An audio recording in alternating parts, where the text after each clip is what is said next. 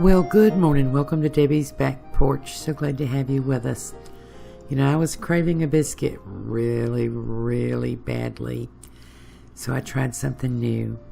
I tried something called CarbQuick.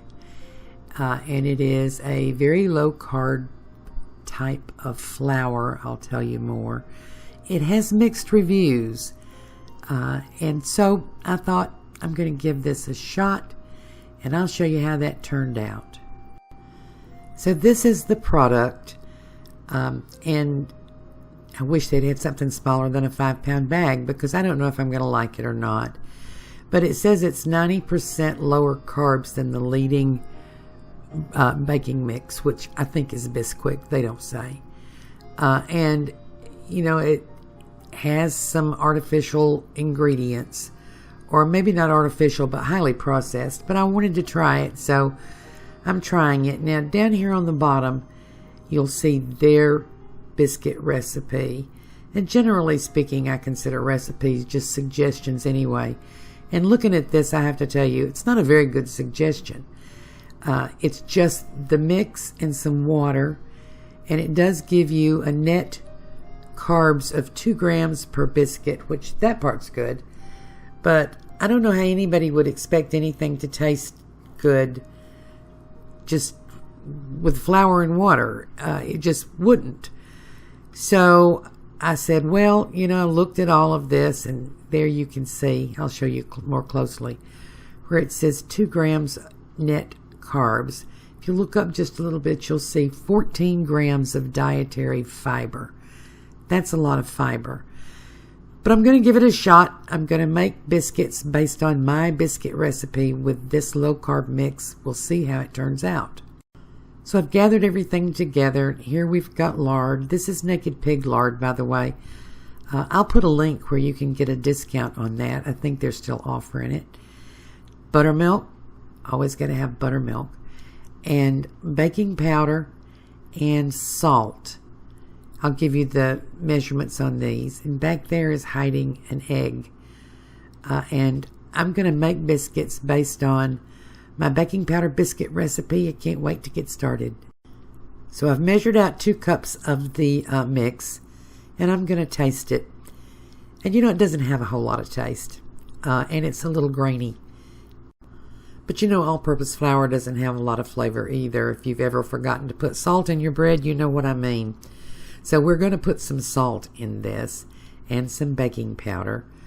The normal measurement for that is 2 cups of flour, 1 tablespoonful of baking powder, 1 teaspoonful of salt. The science on that, by the way, is the acid in the buttermilk and the soda in the baking powder causes the bread to rise. And you can just use soda if you want to. Baking powder has soda in it, and it has other things too that keep it from the soda, keep the soda from having an overpowering taste. So now my goal here is to just sift all this together. And if I were using flour, that wouldn't be an issue. It would just go right down through here. This is not going down through here so great. The mix, the CarbQuick, is almost moist. So I gave up on the sifting and just poured it all in the bowl and mixed it together really well. This has a kind of a grainy feel to it, almost but not quite like cornmeal. So if you're going to try to sift it, you probably need one of those sifters with the little wheel that forces it through. I have one, but it's in my flour container. So in with the 1/2 cup of lard. You could use shortening. Most of the people that I saw try this used butter. And they froze their butter. I never freeze my lard for biscuits because I want to work it. And it really doesn't make that much difference with biscuits. Refrigerated is good. You want it to be as cool as the refrigerator. And you want to mix quickly so you don't heat it up too much. But you don't have to freeze it. I never freeze it. So I'm adding an egg. I don't usually add an egg to biscuits. I do sometimes. Gives it a little richness, but it also adds a little leavening. So people say that it's difficult for these to rise. So I thought, well, let's go ahead and add an egg. We'll see how that works. Because if what you're craving is a biscuit, flatbread won't work. So I added about a third of a cup and started mixing. And by the way, I'm doing this mixing in real time, no time lapse. I want you to see how long it takes. And as I'm mixing, I'll tell you, I looked at half a dozen different forums on using CarbQuick. I looked at probably a dozen videos and read just about everything I could.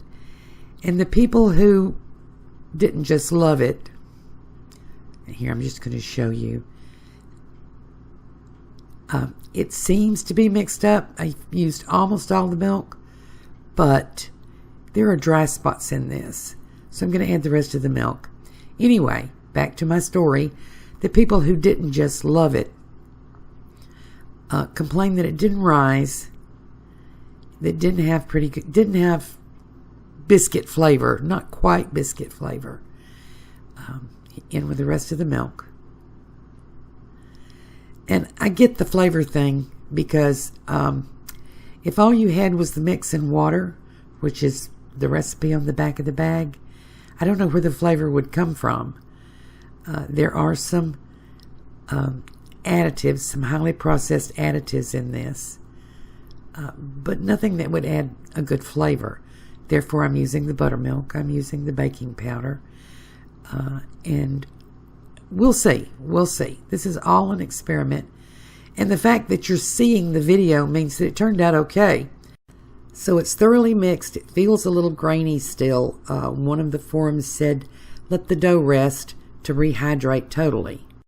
So I'm going to cover this bowl up and stick this in the fridge for about 10 minutes and let it rest and let it fully rehydrate.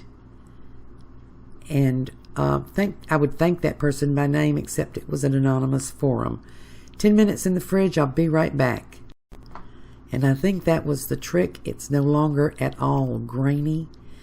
Now you could pour this out on a cutting board with some of the mix on the cutting board and cut it into the biscuits shape that you like the best. I'm not going to do that. I'm going to roll mine out like Grandma did. So I have mix on my hand, and you'll see that bottle of oil there. I meant to tell you, I tried first just to oil my hands and roll them out. That didn't work. The dough is too soft for that. So just flour on your hands, a big heaping tablespoonful of dough. Roll it around in your floured hands and drop it over here in this well-oiled 9-inch cast iron skillet, which is what I often bake biscuits in. And I'll show it to you when I get them all done. I'll show you one here. Make sure you got plenty on your hands. And by the way, I had to stop in the middle and clean my hands off because it kind of built up. So you just cup your hands together. They're floured well. Roll it around and around. That might take you some practice. Cut them out if you want to. This is how I make biscuits. And I'm going to finish these and be right back. I'm going to brush a little buttermilk on top of these to help them brown. This is just a little bit that was left in my cup. And one of the complaints that people made about this mix, these biscuits, is that they don't brown. And I'm not going to say, of course they didn't brown. You cooked them at 350 for 12 minutes. They won't brown. And I'm not going to do that. My oven's preheated to 450. But a little buttermilk on top will help them brown. I'm going to put them in the oven, though, for the 10 minutes and just see where we're at. I will tell you now, it took a full 25 minutes for these to cook. At 10 minutes, they were almost liquid. So into the oven. I'm going to read here. Yeah, it says 350 for 12 minutes. That won't work. This is after 25 minutes. I'm going to let them cool just a bit. They feel just right. From the look of them, I think I should have used a little less buttermilk. I'm thinking with that 10-minute rest and just a little less buttermilk, I would have had a stiffer dough and the biscuits would have been a little more separate. These were almost liquefied in the oven. So I'm going to turn them out. Now I usually turn biscuits out on a rack, but I'm not sure of the texture of these, so I'm going to do it right on a plate. Because at this point, for all I know, they will just fall all apart when you turn them out. But no, they didn't. They are very soft. Softer than biscuits normally would be, I think. I'm going to try that little crumb. It's very hot. And it's good. It's crunchy. Not a lot of bread in it. It's just a little crunch. So they were too soft to break apart. I had to cut them apart to kind of keep the shape. And I'm going to flip one open. And I want you to see the texture there. And you know, it smells like biscuits. But it's a little different than biscuits. It almost has a cornbread smell, which is not bad and doesn't discourage me. And you know, if you put enough butter on anything, it's good. So let's put a little more butter. And this butter's cold from the fridge, so it's not going to melt right away. And I don't really care. I'm just going to cover it up for a second or two, let the butter get soft, and take a big old bite, because I've been craving a biscuit. And look, that little piece that broke off, I want you to look. That's a biscuit texture. That looks like a biscuit. And it doesn't taste like my biscuits, but it tastes like a biscuit. It tastes like when you buy those frozen biscuits at the grocery store and you cook them, and they're good, and they're biscuits, but there's another taste in there that's not quite the same as your homemade biscuits. I'm not complaining. This was an experiment that went well, I believe. I think I learned. I'll try it again. One thing I want to mention, though, I was craving them. I thought I'd eat 3. I ate 1. It filled me up. 14 grams of fiber is a lot of fiber. So I had breakfast for dinner, and I had a biscuit, and that's a good thing. And only 2 grams of net carbs, and that's a better thing. If you'll look at this plate, there's almost no carbs on it, and I'm full. So if you're living a low-carb lifestyle, or even keto, this is going to fit in your diet, and it's going to satisfy your craving for biscuit. Hope to see you again tomorrow.